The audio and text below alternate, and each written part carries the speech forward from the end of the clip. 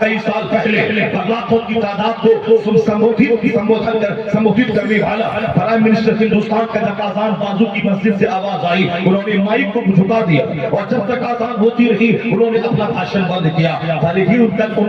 ان کا کام جو بھی ہو، ان کا مشن جو بھی ہو، مشن کیا ہے؟ ہم یہی امید کریں کہ مودی جی ہماری مسجد میں آ کے نماز پڑھیں گے، ہماری مسجد میں مصلی بچھا دیں گے، ہماری مسجدوں میں گیزر لگا دیں گے، ہماری مسجد میں کولر لگا دیں گے۔ وہ RSS کے کیڈر ہے، جب وہ پرائم منسٹر کی کرسی پر بیٹھے ہیں مگر وہ آدمی ہے RSS کا، اپنے مذہب کی تبلیغ کر رہا ہے، وہ اپنا کام کر رہا ہے۔ وہ بتا دیا کہ جب میں چائے بیچتا تھا تو بھی میں ایک پکا ہندو تھا، اور جب میں ودھائک بنا تو بھی میں پکا ہندو ہوں، اور جب وہ سنسد بنا تو بھی میں پکا ہندو ہوں، اور جب میں پرائم منسٹر بنا تو بھی میں پکا ہندو ہوں۔ وہ جس مذہب سے بلونگ کرتا ہے وہ اپنے مذہب کا فالوور، اپنے مذہب کا کام کر رہا ہے۔ جس طرح وہ پنڈت جی ودھائک تھا، وہی گروا قسم کی لنگی اور گروا قسم کا ہاتھ کپڑا پہنتا تھا، لیکن جب وہ سنسد بھون دلی گیا تو لباس نہیں بدلا، اور جب وہ مکھ منتری کی کرسی پر بیٹھا تو بھی لباس نہیں بدلا۔ وہ تو ہمارا بیٹا ہے۔ جب وہ قریب ساتھ چھاپ رہتا ہے، مولانا کے پاس دن رات رہتا ہے اور دعائیں لیتا ہے، لیکن جب وہ تھوڑا سا کسی قابل بن جاتا ہے، اسی مولانا کی توہین کرنا، اس کی غیبت کرنا، اس کی برائی کرنا اس کا مشغلہ بن جاتا ہے۔ جب تک غریب ہے نیک لوگوں سے دوستی ہے، جہاں پیسہ آیا ڈکیتوں اور چوروں سے دوستی کرنا شروع کیا۔ پہلے رہتا تھا پنجابی کرتا پہنتا تھا، پائجامہ پہنتا تھا، لیکن تھوڑا پیسہ ہوا وہ وارڈ کا ممبر بن گیا، پارشد بن گیا، صاحب وارڈ کا ممبر بنا۔ اب اس کی بولی بدل گئی، اب مسجدوں کے خلاف، مدرسوں کے خلاف، عالموں کے خلاف۔ اب جب ودھائک بن گیا اس کی لباس، اس کا لباس اور بدل گیا، اس کی بولی اور بدل گئی۔ اب اس کے دوست شرابی، اس کے دوست خونتا، اس کے دوست لچے لفنگے، اب وہ ڈکیتوں کے ساتھ دوستی کر رہا ہے۔ اگر وہ دلی سنسد بھون پہنچ جائے اور 5 اسٹار ہوٹل میں رہنا، شراب پینا، میں نے بریلی شریف کے عرس رضوی کے موقع پر کہا تھا آپ کو شکایت ہے اس پنڈت جی سے، یہ ہمارے مدرسے کے خلاف مہم چلا رہا ہے، تو آپ کیا امید کرتے ہیں یہ RSS کا لیڈر یہ آپ کے مدرسے میں آپ کے قالین بچھا دے گا، آپ کے بچوں کا قرآن شریف بانٹ دے گا، آپ کے مدرسے میں تنخواہ بڑھا دے گا، آپ کے بچوں کی عقیدت خدمت کرے گا؟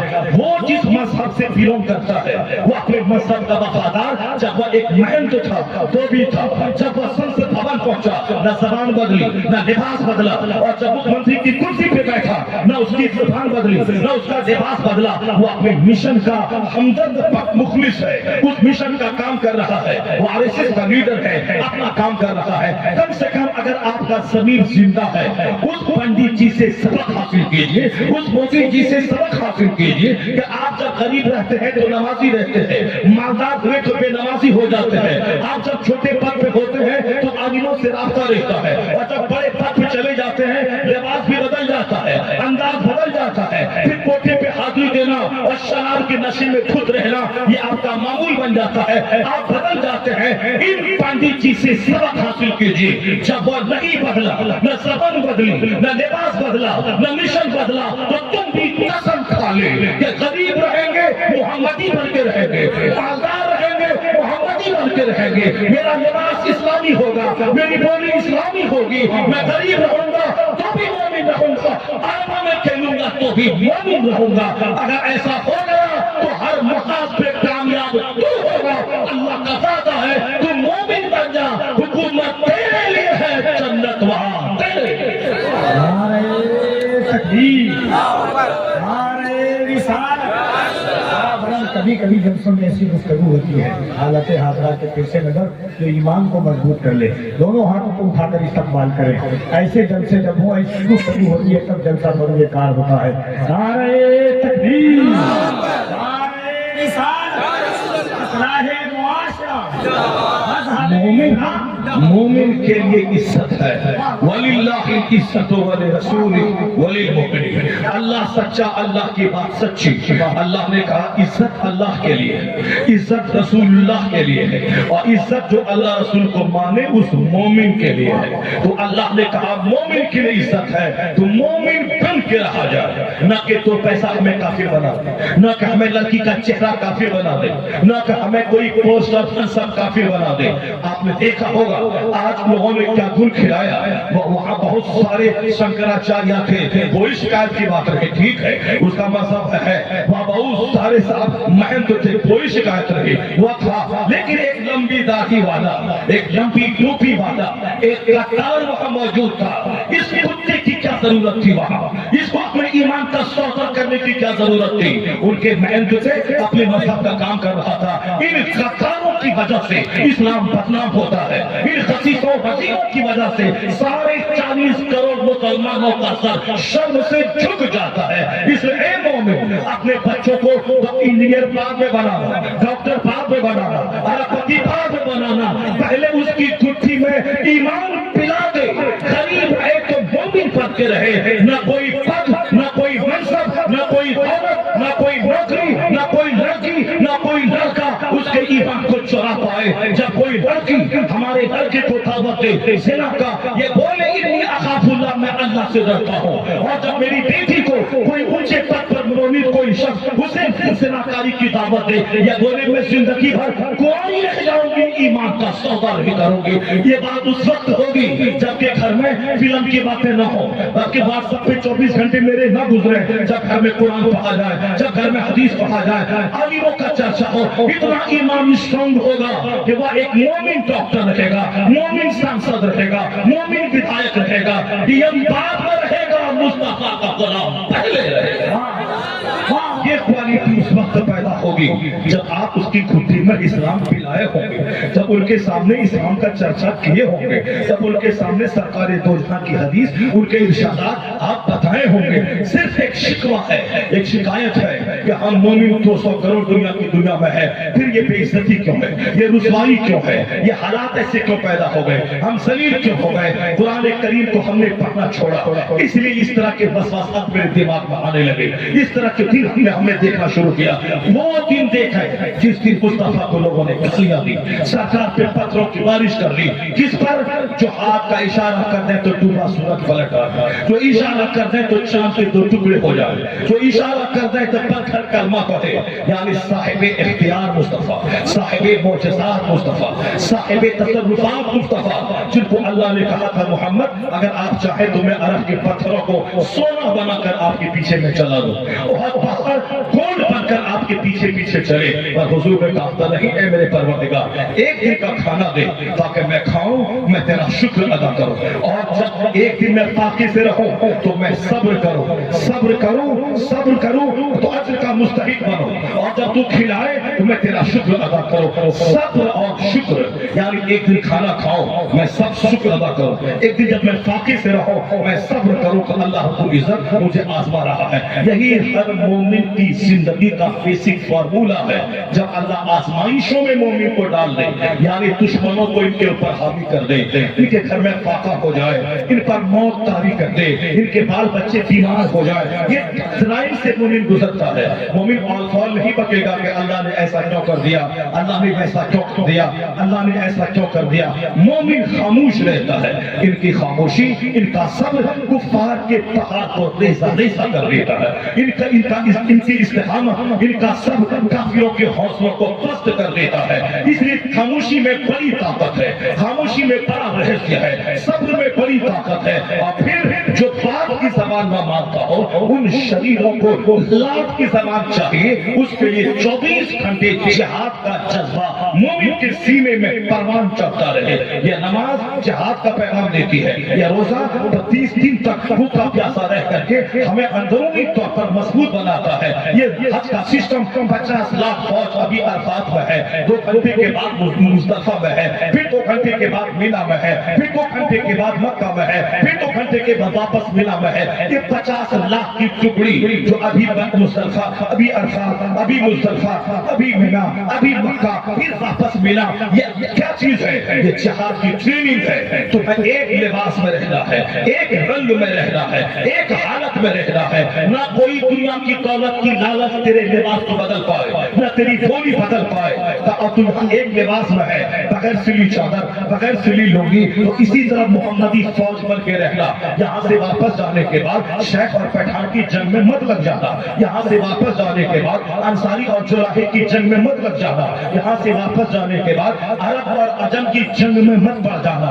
اگر تو آپس میں لڑائی کرے گا کمزور ہو جائے گا. آپس میں لڑے گا تو تیری ہیبت جو کافر کے دل میں ہے وہ ہیبت نکل جائے گی. تو طاقتور ہے, تو پہلوان ہے. تو پہلوان آدمی آپس میں نہیں رہتا ہے. چار بھائی سیسا پلائی کی دیوار کی طرح رہتا ہے. ایک مسجد میں امیر غریب کالے گورے مالدار بھکاری سب ایک ساتھ کھڑے ہوتے ہیں.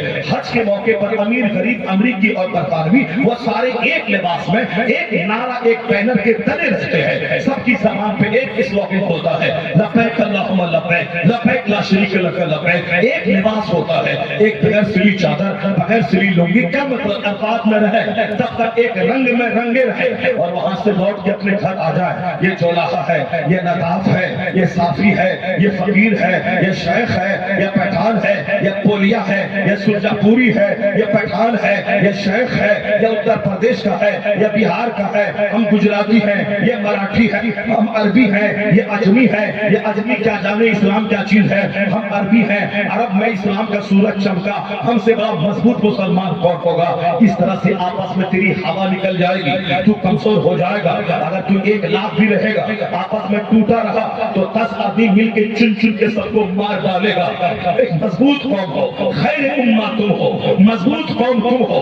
اللہ کو طاقتور مومن پسند ہے. المومن القوی خیر و احب الی اللہ تعالی من المومن الضعیف. طاقتور مومن اللہ کو پسند ہے بنسبت کمزور مومن کے. طاقتور مومن مکہ سے لے کے عرفات تک 17 کلومیٹر دور پیدل چلے گا. طاقتور مومن عرفات سے لے کے مزدلفہ 1 گھنٹے میں پہنچ جائے گا اور کمزور بس پہ بیٹھنے والا وہ 10 گھنٹے کے بعد پہنچے گا اور تو 1 گھنٹے میں پہنچ جائے گا. اور ہر قدم پہ 6 لاکھ 6 کروڑ نیکیاں تیرے نام اعمال میں لکھی جائیں گی. اعلیٰ حضرت نے قدم کو گنا ہے, مکہ سے عرفات تک کتنے ہزار قدم ہوتے ہیں اور ہر قدم کے بدلے میں 6 کروڑ نیکیاں.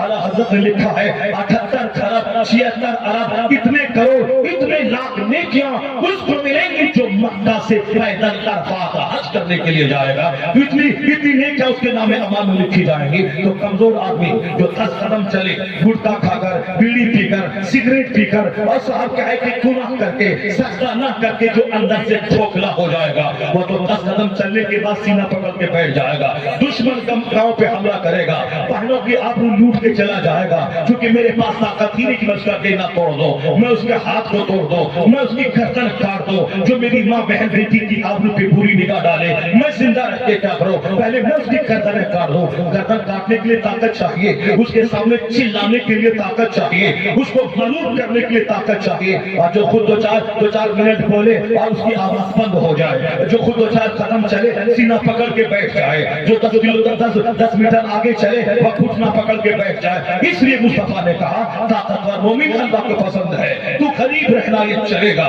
مگر تو کمزور مت رہنا, تو بیمار مت رہنا, تو طاقتور رہنا. تو غریب رہنا کوئی عیب کی بات نہیں ہے. بڑے بڑے بزرگان دین غریب رہے, انبیاء کرام غریب رہے, ان کے گھر میں ایک دن کا کھانے کی روٹی نہیں ملتی تھی, کئی دن کا فاقہ ہوتا تھا. خود دنیا کے خزانے کا مالک مصطفیٰ جب اپنے گھر میں داخل ہوتے اور اپنی بیویوں سے کہتے گھر میں کھانے کو کچھ ہے, اور جب جواب ملتا کہ کھانے کے لیے کچھ نہیں ہے تو حضور یہ نہیں کہتے کہ یا اللہ میں تیرے سارے پیغمبر کا سردار, میں تیرا محبوب, میں بہت بڑا تیرا چہیتا, میرے گھر میں کھانے کی روٹی نہیں ہے. نہیں, مصطفیٰ یہ کہتے تھے مرحبا شاعر الصالحین, یعنی مرحبا یہ علامت نیکوں کی ہے.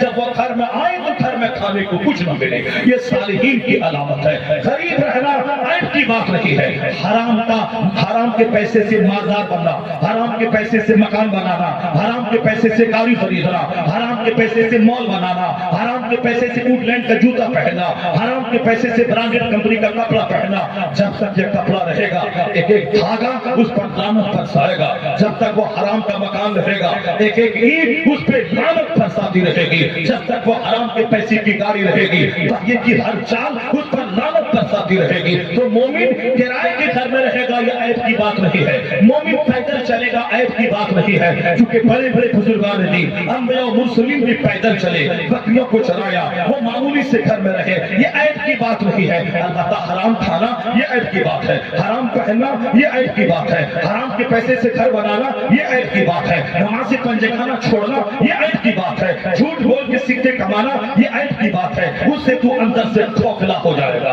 तेरी हैबत जो काफिर के दिल में है वो निकल जाएगी। ये काफिर तुम्हें निगलने का प्लान बनाएंगे, क्योंकि तेरी हैबत का राज सच्चाई है, तेरी हैबत का राज हलाल खोरी है, तेरी हैबत का राज सजदा है, तेरी हैबत का राज रोजा है, तेरी हैबत का राज हज है, तेरी हैबत का राज सदाकत पे मबनी तेरी जिंदगी है। और जब इन उसूल से हट के काफिरों की तरह तू नंगा हो जाएगा, पैसा चाहिए चाहे जैसा हो, चाहे हराम का हो हलाल का हो, नमाज छूटे रोजा छूटे मगर माल चाहिए, फिर ये चाहेगा कि काफिर पे मैं गालिब आ जाऊं, मेरी हैबत उस पर हो, नहीं होगा ऐसा।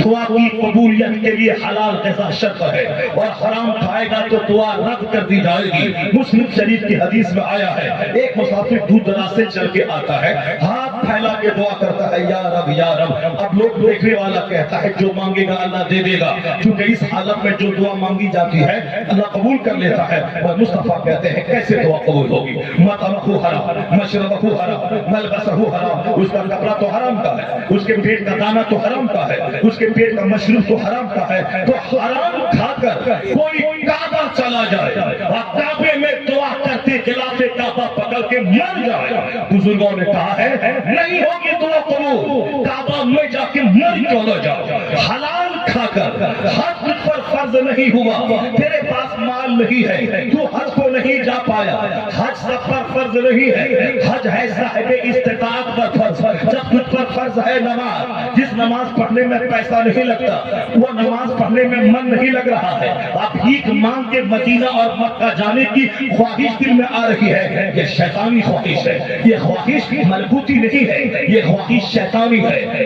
इसलिए है कि नमाज फर्ज आज़म है, जो फर्ज आज़म नहीं अदा करता ये मदीना जा रहा है, सरकार दो जहां की नाराजगी मोल लेने जा रहा है, सरकार दो जहां नाराज हुए, नमाज उनकी आंखों की ठंडक है, नमाजें छोड़ के मदीना जाके मर तो न जाओ, कुछ नहीं मिलेगा। मदीने में तो लाखों वहाबी है, मुस्तफा के गुस्ताख है, तू तो साल में 2 बार जाता है, वो तो 24 घंटे वहां रहता है, तो फिर क्या कहेगा उसका। पता ये चला कि शरीयत की मुखालफत करके नफ्स की ख्वाहिशात के आगे जाना, जो चीज जरूरी है उसको गैर जरूरी बना देगा, और जो जरूरी नहीं है उसको अपने लिए जरूरी मान देगा। वह शख्स अच्छी ख्वाहिश का मालिक है जो नमाज़े पंजगाना अदा करने के साथ मदीने की हाजिरी की भीख अल्लाह से मांगे, इलाही तू मुझे मदीने पाक दिखा दे, अपना हरम दिखा दे, तो अल्लाह से भीख मांगे, न के लोगों से भीख मांगे कि हमको मदीना दिखा दीजिए, हमको पैसा दे दीजिए, हम आपका पैसा मदीने में खर्चा करेंगे। ये शैतानी ख्वाहिश है, ये मलबूती ख्वाहिश का है। वो नमाज़े पंजगाना पाबंदी से पढ़ता है, जो फर्ज है वो अदा करे, जो फर्ज नहीं है उसके लिए ज्यादा लालायित न हो। फर्ज है नमाज, फर्ज है रोजा, इसको करे। ज़कात गरीबों पे फर्ज नहीं है, कुर्बानी गरीबों पे वाजिब नहीं है, सदक़े फित्र गरीबों पे वाजिब नहीं है, हज गरीबों पे फर्ज नहीं है। तो जो चीज फर्ज नहीं है उसके लिए शौक पालना, और जो फर्ज है 5 टाइम, एक टाइम छोड़ना हराम और गुनाह कबीरा है, इसको छोड़ना और मदीने की हाजिरी की ललक दिल में पैदा करना।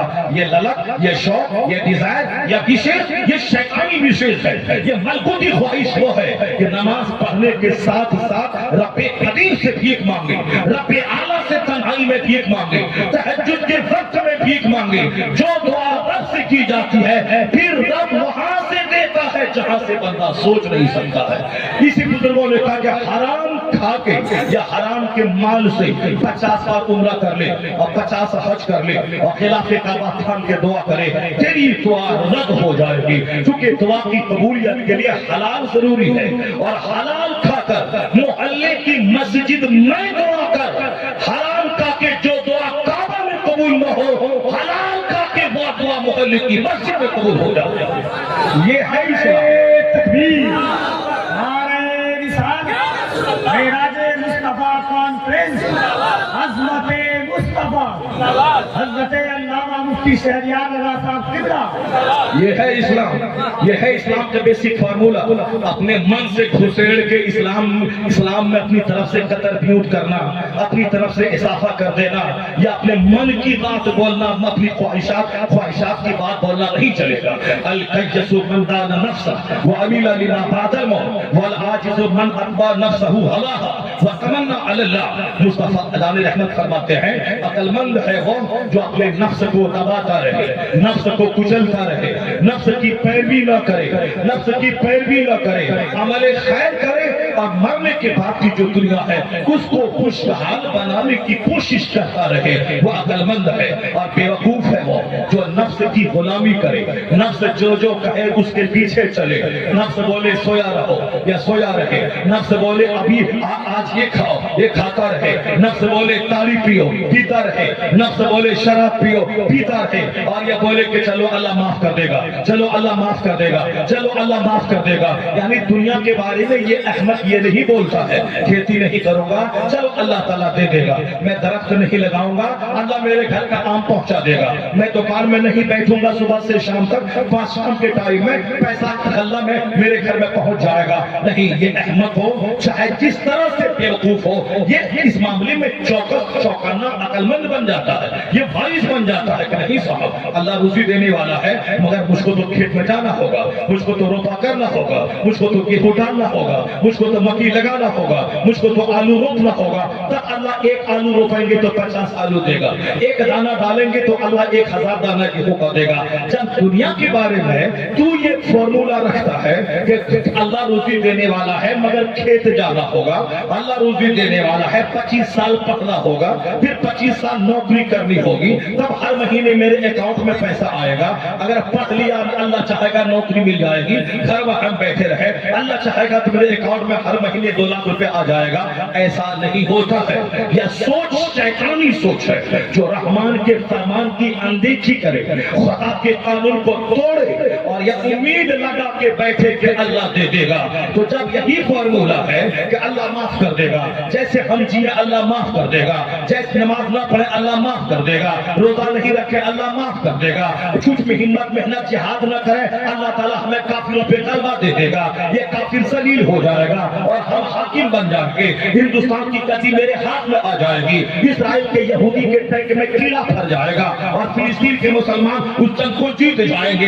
ऐसा नहीं होगा इस दुनिया में अल्लाह की कि हम तमन्ना शैतानी करें और रहमान की मदद नासिब हो जाए, नहीं होता है। जब तुम दुनिया के मामले में चौकस है कि हमें चाहिए गेहूं तो खेत में डालना होगा, चाहिए आम तो पेड़ लगाना होगा, चाहिए नौकरी तो मेहनत करनी होगी, चाहिए पैसा तो बिजनेस करना होगा। तो जिस तरह दुकान से पैसा चल के घर में नहीं आता, दुकान में बैठने से आता है, तो फिर तुमने आखिरत का फॉर्मूला तुमने सस्ता क्यों बना लिया कि रोज नमाज छोड़े चलिए अल्लाह माफ कर देगा, रोजा छोड़े चलिए अल्लाह माफ कर देगा, हज पर ज़हर नहीं करे अल्लाह माफ कर देगा, ज़कात नहीं निकालते अल्लाह माफ कर देगा। निकलना था 1 करोड़ में 2.5 लाख तो 50,000 निकाल के चुप हो गए, 50,000 हमने निकाल दिया, अरे जो हुआ वो अल्लाह माफ कर देगा। नमाज पढ़ने से पहले वजू ऐसे करे, अरे मौलाना साहब क्या फालतू की बातें बोलते हैं, अगर मैंने वजू किया ना अल्लाह माफ कर देगा। खैरात सही करो तब कानून है ये, चाहे तुम DAP की जगह तो यूरिया खेत में डाल देगा, फसल पैदा नहीं होगी। जहाँ पानी डालना है पानी नहीं देगा, बोलेगा अरे अल्लाह चाहेगा तो धान दे देगा, गेहूं दे देगा, तो वहां बोलेगा नहीं नहीं ये साफ्ता है, ये उसूल है, ये नियम है, नियम के मुताबिक यूरिया जब देना है जब देना है, DAP जब देना है जब देना है, पानी जब देना है जब देना है। उस खेती के एक्सपर्ट माहिरीन से मैं पूछता हूँ कि साहब आप खेती कैसे करते हैं, आप शानदार फसल कैसे पैदा करते हैं, उनके पास जाके पूछते हैं, उसके नियम के मुताबिक मैं खेती करता हूँ। ये हो गया दुनिया का मामला। ये कलवा भी चौकस है, ये बुद्धू भी होशियार है, लेकिन आखिरत के मामले में बड़े बड़े घोड़े, बड़े बड़े दुनियावी पढ़े लिखे ये सब अहमद और बेवकूफ हो जाते हैं। चलिए अल्लाह माफ कर देगा, चलिए अल्लाह माफ कर देगा, नमाज नहीं भी पढ़े तो अल्लाह माफ करने वाला है। ये है शैतानी जज्बा। इसलिए कि दुनिया के मामले में तू नहीं बोलता कि मैं मेहनत नहीं भी करूं तो भी दाना मेरे घर में आ जाएगा। यहाँ तू अक्लमंद है कि नहीं जाऊं खेत तो दाना नहीं आएगा। तो ये बात आखिरत के बारे में भी सोच ले कि जिस तरह दुकान जाना होगा, खेत जाना होगा, नौकरी करनी होगी तब पैसा आएगा, उसी तरह ये भी सोच ले कि दुकान गए खेत गए बगैर रोजी नहीं تو مسجد گئے بغیر بھی جنت نہیں ملتی ہے، روزہ رکھ کے بغیر بھی جنت نہیں ملتی ہے، حج و زکات کے بغیر جنت نہیں ملتی ہے۔ اگر یہ فارمولہ ہو تو کھیت بھی بندہ جائے گا، مسجد بھی بندہ جائے گا، یہاں بھی خوشحال رہے گا، اور جب مرے گا تو جنت کی بہار اس کا استقبال کرنی پڑے گا۔ القیس من کان نفسہ وعمل لما بعد الموت، عقل مند ہے وہ جو اپنے نفس کی مخالفت کرے اور پھر آخرت کا عمل کرتا رہے اور ڈرتا رہے، اللہ سے روتا رہے۔ حج تو میں نے 5 بار کر لیا، الہی اگر تم نے رد کر دیا تو میرا کیا ہوگا؟ میں نے 50 بار عمرہ تو کر لیا، اگر تم نے میرے چہرے پہ عمرہ کو مار دیا، یہ تیرا مال مشکوک تھا، تو پھر میرا کیا بنے گا؟ نیکی کرے ڈرتا رہے، روتا رہے، اور برائی کرے توبہ کرتا رہے، سہنتا رہے، نیکی کے باوجود اترائے نہیں سہتے، اور برائی کے باوجود بھی اترائے نہیں، بلکہ پیشانی جھکی رہے، زبان پہ استغفار رہے، اور یہ ہے مومنانہ خصلت۔ مصطفیٰ کہتے ہیں بیوقوف ہے وہ جو نفس کی غلامی کرے وہ تمنا اللہ، اور اللہ سے امید لگا کے بیٹھے، ایسا نہیں ہوتا ہے۔ مصطفیٰ جان رحمت کے فالوور 40 ہوئے 3 سال کی مدت میں، کافر کی نظر پڑ گئی، ارے ایک اکیلے تھے، 4 لوگوں نے کلمہ پڑھا، اب ان کے فالوور 40 ہو گئے۔ عمر جیسے لوگوں نے کلمہ پڑھا، حمزہ جیسے لوگ مکہ کے بہادر نے کلمہ پڑھا، اب ابو جہل کو الٹی ہونے لگی، ابو لہب کو مچلی ہونے لگی، عتبہ و شیبہ کو اندر سے کچھ بھی اچھا نہیں لگتا تھا۔ یہ میری سرداری، اس سرداری کے باوجود ایک یقین اور وہ طاقت لعظہ اور وہ حقارت سے کہتے تھے کہ یہ ابن ابو قحافہ، وہ کہتے تھے کہ یہ فلاں دیہاتی کا بیٹا، یہ فلاں دیہاتی کا ابن ابی قبشہ، وَيُكَلِّمُ مِنَ السَّمَاءِ، ابن ابی قبشہ یعنی دیہاتی کا بیٹا، چونکہ سرکار تو جہاں وہ مکہ سے نکل کے وہ قبیلہ بنو سعد پہنچے تھے، قبیلہ بنو سعد میں آپ نے حضرت حلیمہ سعدیہ کا دودھ پیا تھا، اسی لیے مکہ کے لوگ اسے کہتے تھے یہ دیہاتی کا بیٹا، جبکہ مکہ ام القری ہے، اس ام القری میں مصطفیٰ پیدا ہوئے اور سب سے بڑے اونچے خاندان میں مصطفیٰ پیدا ہوئے، لیکن یہ ڈاؤن کرنے کے لیے اور اپنے نفس کی جو خواہش تھی اس کی تکمیل کے لیے اندر میں جو حسد اور جلن تھا اس کو نکالنے کے لیے حضور کو کہتے تھے یہ ابن ابی قبشہ ہے، یہ فلاں دیہاتی کا بیٹا کہتا ہے کہ آسمان سے مجھ پر وحی نازل ہوتی ہے، چڑھانے کے لیے ابن ابی قبشہ کہتا تھا، دیہاتی کا بیٹا، اور کہتا تھا کہ بس ان کے ماننے والے فالوور چند دیہاتی ہیں اور چند کم پڑھے لکھے لوگ ہیں اور غریب لوگ ہیں، یہی ان کے فالوور ہیں، ان لوگ تو ایک جھٹکے میں محمد کا ساتھ چھوڑ دیں گے۔ ان لوگوں نے آپس میں میٹنگ کی، اسلام کے خلاف ایک منصوبہ تیار کیا کہ جو بھی کلمہ پڑھے گا اسے پھانسی کے پھندے پہ لٹکا دیا جائے گا۔ یہ 40 ہو گئے، ہم نے تو دھیان نہیں دیا تھا، میں نے تو سوچا تھا کہ 4 ہی لوگ رہیں گے، مگر آج 40 لوگوں نے کلمہ پڑھا کہ آزمائش شروع ہے، ٹرائل شروع ہے، جو کلمہ پڑھے گا اسے آگ پہ لٹا دیا جاتا تھا، اس قدر چربی پگھلتی تھی کہ آگ راکھ ہو جاتی تھی۔ یہ سزا کس بات کی تھی؟ کلمہ پڑھنے کی سزا تھی۔ تم نے محمد عربی کا ساتھ کیوں دیا؟ حضرت خباب کو اس طرح آگ پہ لٹا دیا کہ بدن کی چربی سے آگ بجھ گئی۔ یہ سزا کس بات کی تھی؟ اس بات کی تھی کہ اس نے کلمہ پڑھا ہے، محمد عربی کا ساتھ دیا ہے، سولی پہ لٹکا دیا۔ سزا کس بات کی تھی؟ جس نے محمد عربی کا ساتھ دیا تھا، جناب بلال کو چٹائی میں باندھ کے اس کو مارا گیا، دھواں دیا گیا تاکہ اس کا دم گھٹ جائے، ہم مر جائے۔ یہ سزا کس بات کی تھی؟ یہ محمد عربی کا کلمہ پڑھ رہا ہے، ہم لوگ آرام سے کھا رہے ہیں، آرام سے سو رہے ہیں، آرام سے برانڈیڈ کپڑا پہن رہے ہیں، اور کبھی کبھار اسرائیل کو تھوکنے کے لیے اس کے خلاف کوئی جملہ بول دیتے ہیں۔ ایک دن بھی ایسا نہ ہوا کہ 5 دن روزہ رکھے اور بتا دیں اس روزہ رکھنے کی حالت میں کہ قضا کے بھوکے پیاسے مسلمانوں کا میں روزہ رکھے ساتھ دے دوں اور ان کے لیے میں دعا کروں، کبھی نہیں ہوا۔ آرام سے 3 ٹائم کھانا ہے، آرام سے برانڈیڈ کپڑا پہننا ہے، اور یہ ہو گئے پکے مسلم، اور وہاں اسلام لانے کے بدلے میں چٹائی میں باندھ کے دھواں دیا جا رہا ہے، اسلام لانے کے بدلے میں سولی پہ لٹکایا جا رہا ہے، اسلام لانے کے بدلے میں گھر میں آگ لگائی جا رہی ہے، اسلام لانے کے بدلے میں آدمی کو رسی میں باندھ کے پیٹا جا رہا ہے۔ صحابہ کہتے تھے سرکار یہ کب تک یہ دن رہیں گے، کب تک آزمائشوں کے دن چلیں گے؟ ہم تو باتھ روم جاتے ہیں باہر بیت الخلا، وہاں بھی ایک خوف سا لگا رہتا ہے کہیں کوئی کافر میری گردن کاٹ نہ دے، یہ خوف کا دن کب تک رہے گا؟ حضور نے کہا تھا گھبراؤ مت، وہ دن آنے والا ہے، اتنا امن قائم ہو جائے گا کہ ایک عورت عراق سے چل کے اکیلی طواف کعبہ کرنے آئے گی اور طواف کر کے لوٹ جائے گی، کوئی پوچھنے والا نہ ہوگا کہ کون ہے، تو کہاں سے آئی ہے۔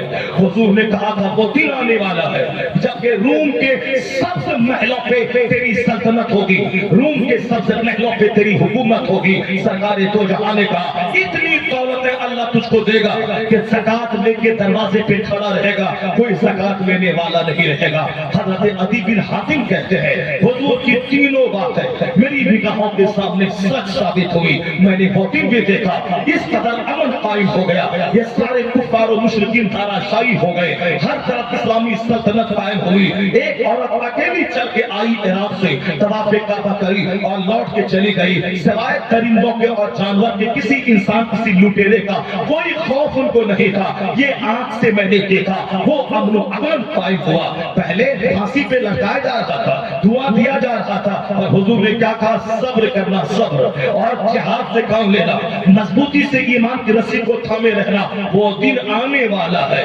آج سوتیلی ماتاؤں سے دورویوہار لوگ کر رہے تھے، پڑوس کی عورتوں کی آبرو خیر محفوظ تھی، یہ ساری بدعملی کا خاتمہ ہوگا، یہ مار دھاڑ کا ماحول ختم ہوگا۔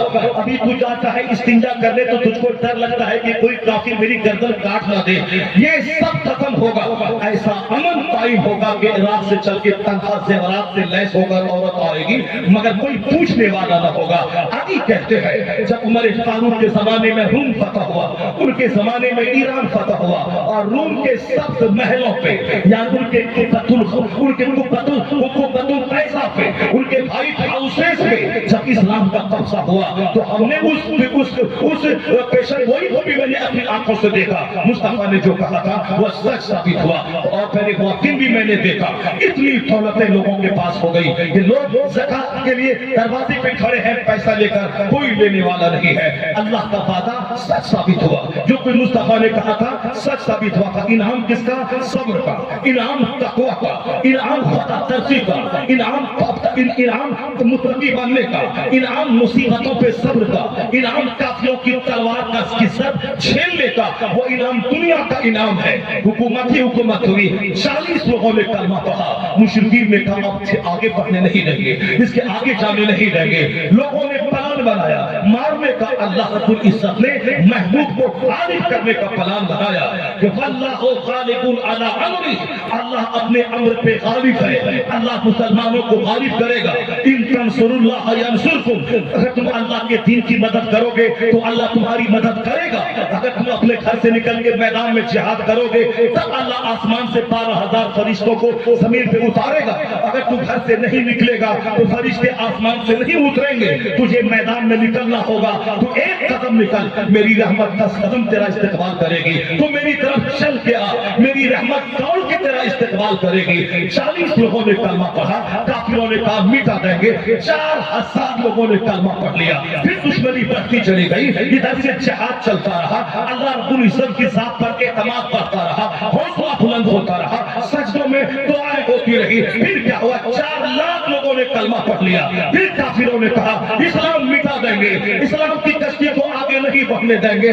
4 کروڑ لوگوں نے کلمہ پڑھ لیا۔ 1400 سال میں ہم نے یہی دیکھا ہے کہ تو سچ ہمیشہ غالب رہا ہے، اسلام کے ماننے والے ہمیشہ غالب رہے ہیں۔ جب 4 کروڑ لوگوں نے کلمہ پڑھا، امریکہ یورپ کے کافروں نے بولا اب اسے مٹا کے دم لیں گے، ہندوستان کے مشرک نے کہا اسے مٹا دیں گے۔ 40 کروڑ لوگوں نے کلمہ پڑھ لیا۔ آج سے سال بھر پہلے، آج سے 100 سال پہلے مشرکوں نے کہا تھا اب اسلام کی کشتی کو ڈبا دیں گے، اسلام کی عمارت میں کو ڈھا دیں گے، بڑھتے ہوئے قدم اس کے روک دیں گے، اب اسلامی سلطنت کی اینٹ سے اینٹ بچا دیں گے۔ اللہ رب العزت نے مسلمانوں کے صبر کا، ان کی دعاؤں کا وہ انعام دیا کہ آج وہ مٹانے والے کفار و مشرکین وہ سب مٹ چکے، ان کی حکومت پہ مسلمانوں کا قبضہ ہوا، روم فتح ہوا، ایران فتح ہوا، ہندوستان پہ 1000 سال تک اللہ نے مسلمانوں کو قبضہ دیا، آدھی دنیا پہ مسلمانوں کی سلطنت قائم ہو گئی۔ آج کی تاریخ میں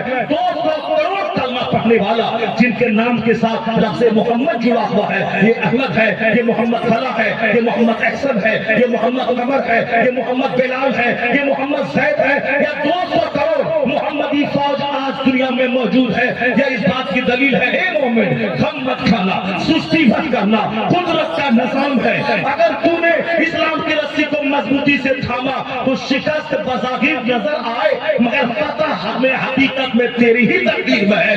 200 کروڑ کلمہ پڑھنے والا یہ بتا رہا ہے اسلام دشمنی جب جب بڑھتی گئی ہے محمدی غلاموں میں اضافہ ہوتا چلا گیا ہے۔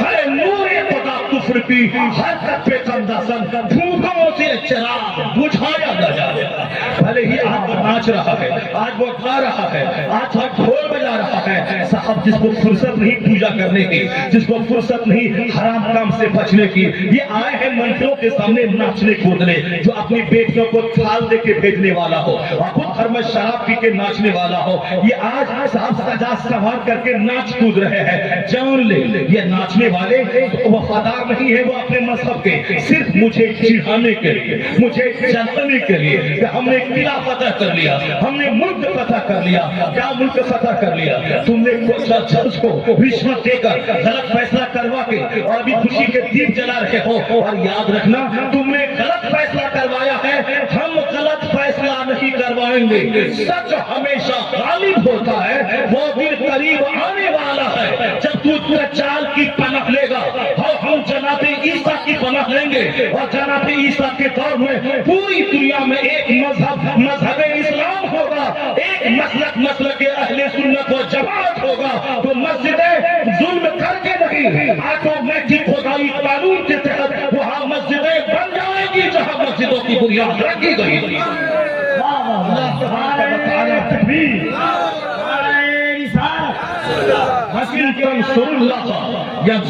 If you will help the religion of Allah, Allah will help you. اگر تم اللہ کے دین کی مدد کرو گے تو اللہ تمہاری مدد کرے گا۔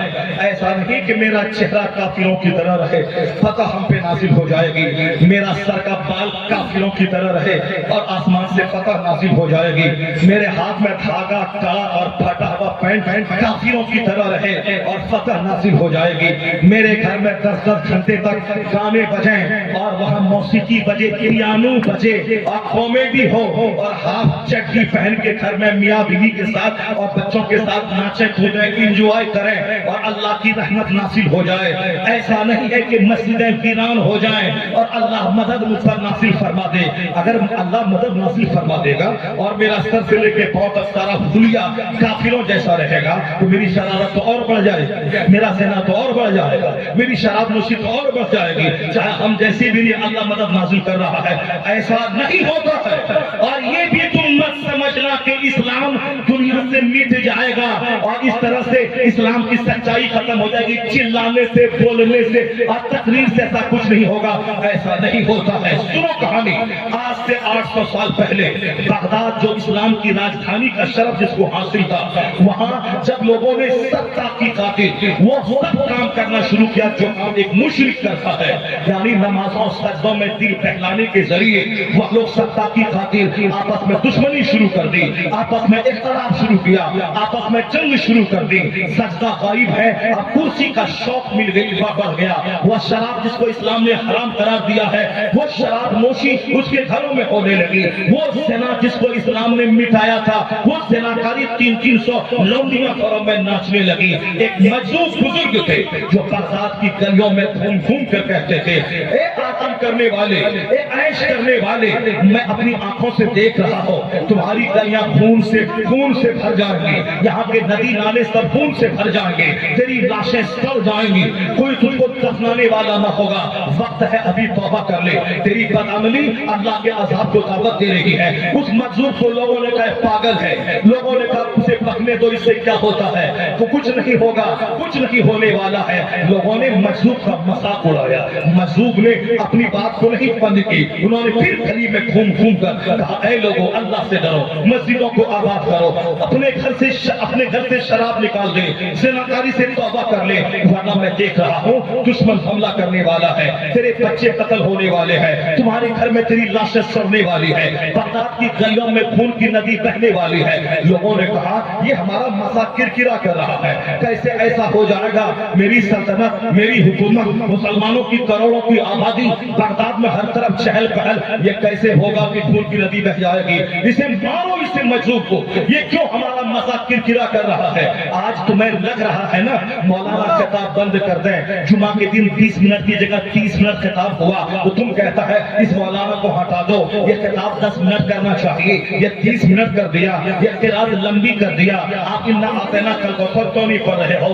یہ وہی بولتے ہیں جو جمعہ کی نماز کے بعد باہر دالان میں غیبت کی محفل سجا کے بیٹھے ہیں، باہر چوک پہ کھڑے ہوئے صاحب کی درد کی لمترانی ہانک رہے ہیں، مگر مسجد میں من نہیں لگتا، اسے ڈرایا جائے تو کہتا یہ مولوی صاحب کو ہٹاؤ یہاں سے، چپ چاپ نماز شوق میں پڑھاؤ، تقریر اور بھاشن بند کرو، کچھ نہیں ہونے والا ہے۔ یہ بھی وہی فرعونیت ہے جو آج بھی شریروں کو اچھی بات اچھی نہیں لگتی، ان خبیثوں مردودوں کو چاہیے تھا وہ توبہ کرتا، نیک بنتا، مسجدوں کا مذاق، جلسے کا مذاق، ان خبیثوں مردودوں کو وہ کہتا رہا اے خبیث توبہ کر اللہ سے، عذاب آنے والا ہے، خون میں تیری کلیاں بہنے والا، تیری کلیوں میں خون بہنے والا ہے۔ لوگوں نے اتنا مارا اس مجذوب کو، کہا خبردار میری گلی میں نظر نہیں آنا، تم ہمارے عیش کا مذاق کرکرا کر رہے ہو، ہماری زندگی کو تم نے تلخ کر دیا ہے، اپنا بھاشن بند کر۔ لوگوں نے بچوں کے ذریعے پہلے پتھر پھینکوایا، اس سے بھی نہیں رہا گیا، اس نے اپنی بات بند نہیں کی، لوگوں نے اتنا مارا کہ مجذوب بزرگ انتقال ہو گئے۔ ادھر انتقال ہونا تھا، ادھر راتوں رات چنگیز خان کا بیٹا ہلاکو تھا، اپنی فوج کو لے کر بغداد پہ حملہ کیا، اس قدر اتپاط مچایا کہ 70,000 مسلمانوں کی کھوپڑی کاٹ کے اس کی مینار بنا کے اس پر بیٹھ کے شراب پینا شروع کیا، ساری مسجدیں توڑ ڈالی، ساری مدرسے کو اجاڑ ڈالا۔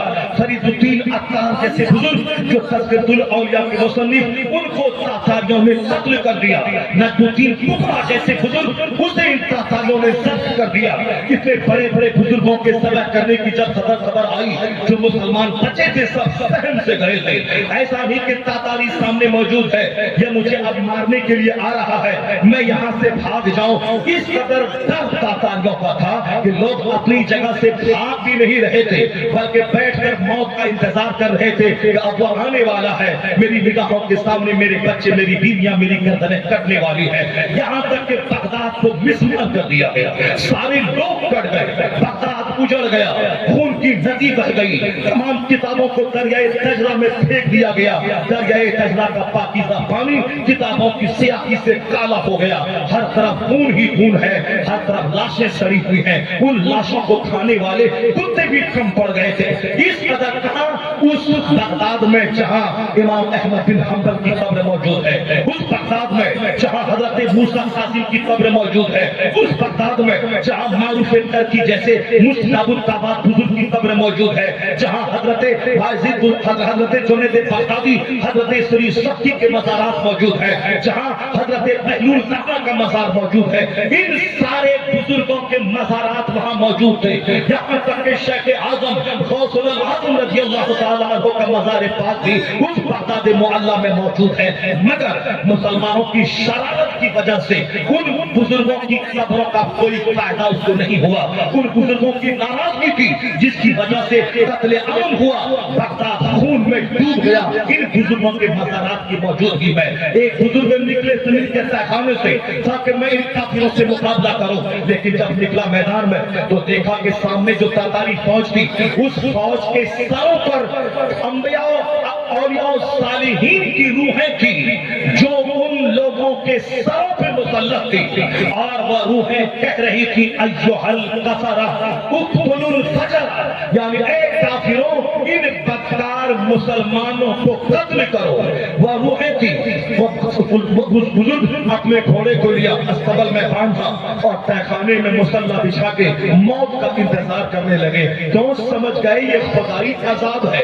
उन काफिरों की गर्दनों पे सालिहीन की रूहें हैं, शुहदा की रूहें हैं, और वह रूहें कह रही है कि ऐ काफिरों, इन बदकार मुसलमानों को ज़बर करो। अतः उन्होंने समझ लिया ये अल्लाह का अज़ाब इससे ज़्यादा मुश्किल है। अल्लाह इन शरीफ मुसलमानों को जब तक कैफरे किरदार तक नहीं पहुंचा देगा, ये फौज बगदाद में मुसल्लत रहेगी। बदअमली की सजा मिली, मुसलमान तबाह कर दिए गए। और आज जिस हाल में तुम जी रहे हो, जलसे का एहतराम खत्म, मस्जिद का एहतराम खत्म, 1000 की आबादी में 99 लोग घर में सोए हैं, एक बूढ़ा जिसका कोई काम नहीं है वो मस्जिद में जाके बैठा हुआ है। इस हाल में ये बता दे, अगर आसमान से आग उतर जाए इसका जिम्मेदार कौन होगा? अगर आसमान से पत्थर बरस जाए इसका जिम्मेदार कौन होगा? अगर ज़लज़ले में गांव वाले की लाशें सड़ जाए इसका जिम्मेदार क्या होगा? इन काफिरों के नाचने कूदने से क्या होता है? अल्लाह 1 मिनट का ज़लज़ला भेजकर कई करोड़ को जमीन में दफन कर देता है। सुनामी का ज़लज़ला 1 मिनट में कई लाखों को समंदर की मौजों में गुम कर देता है। अल्लाह रब्बुल इज्जत को आजादी देता है, जितना नाचना है नाचो, जितना कूदना है कूदो, मुझसे बच के कहाँ जाओगे? मेरा अजाब तुझे घेरे हुआ है और जब मैं चाहूंगा तेरी सारी मस्ती खत्म हो जाएगी। तो अल्लाह रब्बुल इज्जत से तो कोई बंदा लड़ नहीं सकता है। वो कोई अगर हम पर अजाब नासिल हुआ है तो हम अल्लाह की रहमतों के मोहताज है। हम अल्लाह रब्बुल इज्जत की बारगाह में तौबा इस्तिग़फ़ार करें। जब बगदाद तबाह हो गया, अब काफिर बोला कि दोबारा बगदाद में कोई मुसलमान जिंदा नहीं रहेगा। जैसे आज बहुत सारे काफिरों का नशा है कि यहाँ से इस्लाम मिट जाएगा, उस अभी तो मिटा नहीं, 40 लोग मौजूद है, मगर बगदाद के सारे मुसलमानों को काट दिया तातारियों ने। उसके बाद वो तातारी काफिर का एक नौजवान बोला अब इस्लाम मिट गया, अब बगदाद तबाह हो गया, अब ये लोग जो शासक और हाकिम थे वो सब के सब मर गए, उनके बच्चों की लाशें सड़ गई, मदरसा मस्जिद खान का सब मिसमार कर दिया गया। अब दोबारा क़यामत तक कोई कलमा पढ़ने वाला बगदाद में नजर नहीं आएगा। जब ये घमंड वाली बोली काफिर बोला, अल्लाह तबारक व तआला गौसे आज़म के एक दूर के शहजादे को इन काफिरों के पास भेजा। उसने उनके पहलवान को एक ऐसा जोरदार रूहानी थप्पड़